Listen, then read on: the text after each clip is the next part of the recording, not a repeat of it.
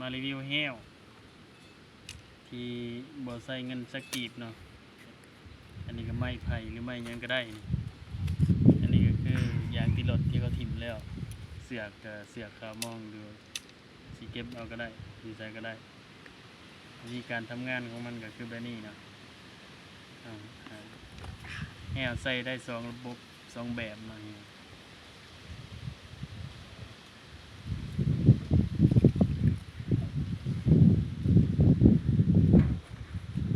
แบบที่1ก็คือเสียบลงดิน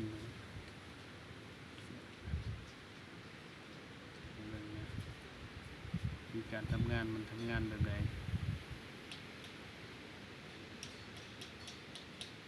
ถ้ามีหนูมาผ่านบ่พลาดแต่งเป็นบ่วงกันเลย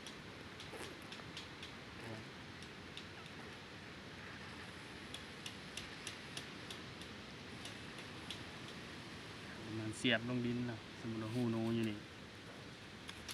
ใส่ได้2แบบนะแบบนี้ก็ได้ใส่การนี้ก็ได้ใส่แบบนี้ก็ได้การทำงานของมันเนาะสมมติหนูถือเนาะตามไป